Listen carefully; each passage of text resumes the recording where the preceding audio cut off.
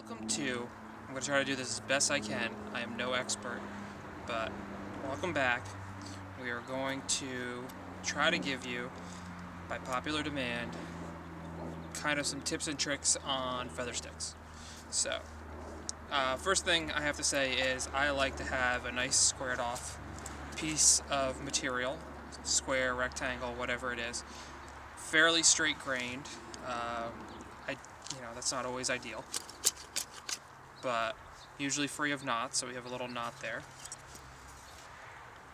Wood is going to naturally twist on its own. It's not going to cooperate the way you want it to. This is some white pine, and then I have some poplar as well. You want dead, bone dry stuff. If it's green, it's just not going to feather well. If it's punky, it's not going to feather well. So if it's full of wormholes or anything like that, it's just not going to work. Materials that I found that works is white pine is a little iffy for me. It's a little soft. Tulip poplar works amazingly well. Basswood works well. Maple works very, very well. What species of maple, I'm not really sure. Woods that don't work particularly well are sassafras, dogwood. I'm not sure about, it's not elm, it's, I can't remember the name of it right now, but it's some of the softer pines just don't particularly work well, and some of the very hard woods or some of the very twisted woods don't work well. But you can usually get away with, pretty good straight grained material. Now, most people come in here, and I'm going to try to do a couple right and then a couple wrong. So you generally try to pick a nice long piece. This is probably about 2 feet, if not more. And then you're going to want to start at the same spot every single time, come down and stop at the same spot. Always the same. Not, start up here, come all the way down, stop here, come down lower, stop, come down lower, stop. It's just not going to work out well. Eventually you will wear yourself all the way through the stick. Now, a couple other things is I usually keep the knife in one spot and then twist the stick slowly as I go and then twist it back as I go. I don't hold my knife perpendicular to the wood. I'm kind of off to a 45 degree. We are using Scandi in this definition, or this demonstration, because for a beginner I recommend Scandi with either no micro bevel or very little micro bevel, because that bevel is going to help you figure out where you need to be as you go down the wood, versus convex, especially on the softer stuff, will just get in between this grain and pop and basically split out all this grain. Kind of like if I come in here, that's giving me a decent feather, but sometimes where that just kind of shed it off, that's what's going to happen with convex, except all the way down your piece of wood. So I'm not perpendicular, I'm kind of off to a 45. My thumb is not on top of the knife, my thumb is wrapped around, I am choked up, sometimes a little bit further, almost as far as I can get before I'm to that blade. I'll usually be back here just a little bit. I usually don't stay in one section of the blade, I don't go like this. I kind of sweep and try to use the entire blade, and this is all things you'll learn and figure out on your own. But I think some of the biggest issues that I've seen, or even that I experienced when I was learning, was the fact that, so I'll do, I think, what a lot of people end up doing, where they start here and they push and they push, and this is kind of the feathers that they get. They kind of push off these big hunkin' feathers, because what's happening is they're taking the knife and we're just pushing straight down across the wood, straight down. Where I think the secret to this is to very fine feathers is something like this, and I'm trying to work those ridges, but these very fine feathers, these long peeling feathers. So that secret, for me anyway, how I think I can explain it, and sometimes you won't get these feathers, sometimes you'll come down and you won't get anything, and just let that happen, or sometimes they'll pop off, just let that happen. And I'm making a fairly short feather stick in this demonstration. Usually I'd be up, I'm here right now, usually I'd be up a little bit higher, but it's just kind of where I started. And I'm just going slow, I'm going controlled, I'm not necessarily going tip to heel, that one's kind of thick, but I am using and slicing, and the direction of your feathers is going to vary if you're like this, or like this. So if I'm like this, they're going to curl the other way. If I'm straight down, but I'm still off that 45. I'm going straight down, but I'm still off 45. I'm not like this. And you want to be comfortable about it. But anyway, what I think is the secret is I'm taking this bevel, not this side, the opposite side, so this back side of the bevel, and I'm finding where it sits on the wood, which is right there. So now I know by moving my wrist forward a little bit, by rolling this way, I'm going to find that wood, or just find where that edge is biting in, and I just want it to be gentle. But the pressure that I'm applying isn't down, isn't like this, isn't down. It's basically pushing towards myself. So if I turn this way, it's pressure this way against the stick and the bevel, and then of course moving in a downward motion. But that's where the most of my pressure is.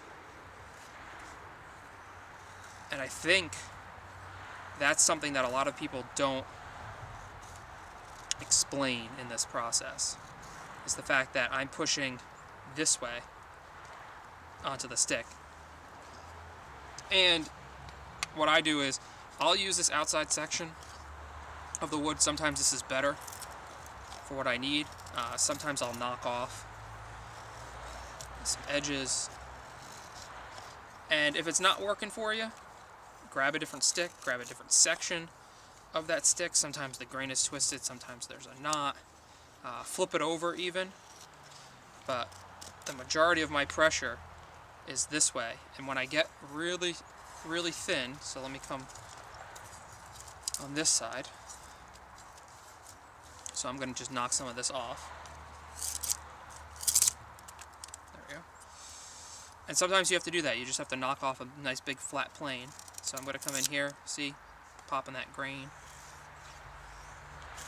But you're going to start to see that as I come down, I'm actually flexing this stick towards myself with the amount of pressure that I'm using. And I'm going through that knot that I said we always want to avoid.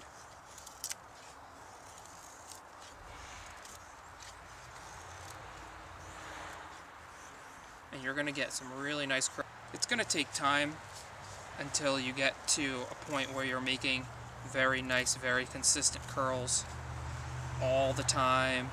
Really big, long curls. Hemlock, that's what's behind me, by the way. Hemlock I don't think makes good feather sticks. Usually branches don't make good feather sticks because they're usually pretty twisted. But it all depends. And you're going to see, hopefully you can see how much flex is now in this as I'm coming down this stick, making this kind of okay feather stick. And then the other good thing you can always do is sometimes you can do those wrist flicks if you hit those knots and you just need to knock those sticks down, or wrist flick, oops, right at the end just to knock your feathers off. Because sometimes I will just knock them off in bundles.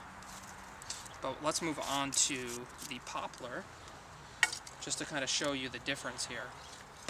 So this is a piece of tulip poplar. It's definitely harder than that white pine. This should feather up nicer. It is kind of twisted and wonky. And sometimes when you're on the inside, it just doesn't work well for me sometimes. So sometimes I will come to this outside area, and I kind of have a ridge here that I'm going to try to knock down. Let's see if I can work this outside piece. And by rotating this stick, I can start getting a little bit of feathers. I'm only really getting them right at the end of my stroke because the stick is not flat. There's a nice little wave in it. And I will eventually level that out. And then all of these little shavings I can keep, but these are pretty short feathers. So I'm going to come around to the inside here.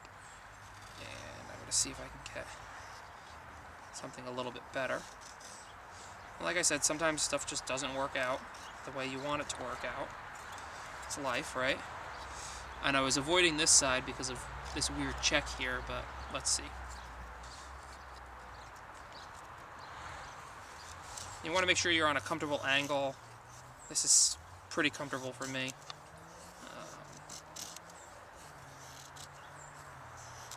Yeah, this is pretty wavy, so it's really not working the way I would want it to. I'm going to throw this aside. And I'm going to pick up the other piece of tulip poplar, actually, that I kind of discarded, which is kind of big for a feather stick, but let's see if it works.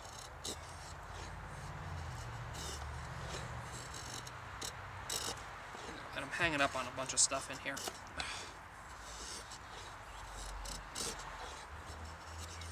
Yeah, I'm not liking this wood, or this particular piece, because it's not straight, your grain is wavy. I throw that aside. I did prep one more piece of white pine that we'll give a shot to. There's a couple bug holes in here and whatnot, but we might be able to avoid those. So let's see if we can get some really nice curls. That didn't even produce anything on the way down, but I continued that motion of separating the grain a little bit. There we go. And I'm finding that edge. And I'm staying here for a little bit.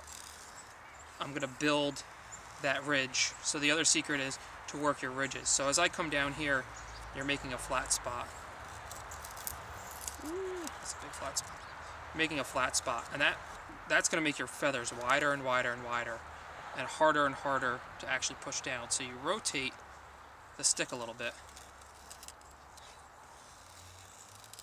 right? And then you get a nice curl, and then you rotate it a little bit more, you get a nice curl, and you keep doing that, and eventually you're just going to have a nice round stick, but you're actually going to have all these little tiny ridges on here, and you're going to go all the way as far as you want to one side, and then you're going to start working your way back.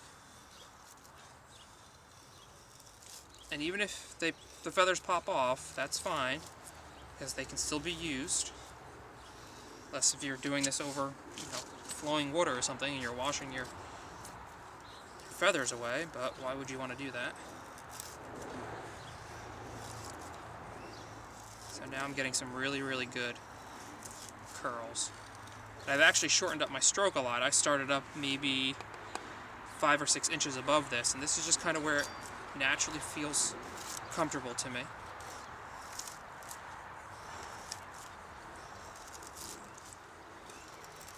And I'm peeling off some of those big chunks.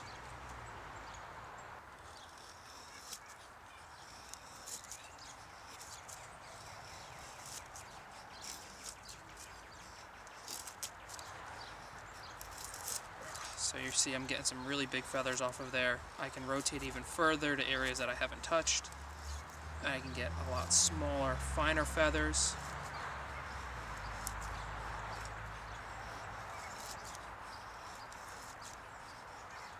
I can work one area for a while.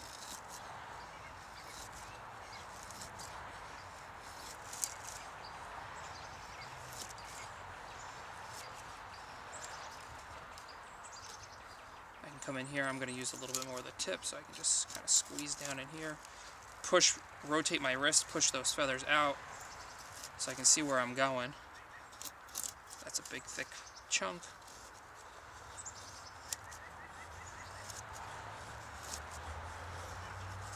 So this is a nice little explanation on how feathers are done. To the best of my ability to explain it. I think there's a lot more of it that goes in, that goes into this, but I don't know how to explain it. I think a lot of it is just practice, and that's what I did, was just practice to make kind of crazy looking feather sticks. And there's other methods and ways to do this. This is just what I know. So I want to thank you guys for tuning in, taking a look. I hope this helps you develop your feather stick game. If anything, I just hope that it gets you started, or even if you've been trying and struggling, just remember that pressure against the bevel, like pushing against the stick, I think is kind of a key thing that no one really talks about. Other than that, the thinness of your grind, the angle of your grind is important. If your knife is too far out here, it's going to try to bite in too much. If it's too shallow, it's just going to try to separate that grain, especially in the softer woods. So, thank you for tuning in. If you liked what you see here, go ahead and click subscribe. I will have more videos soon, and thank you for tuning in.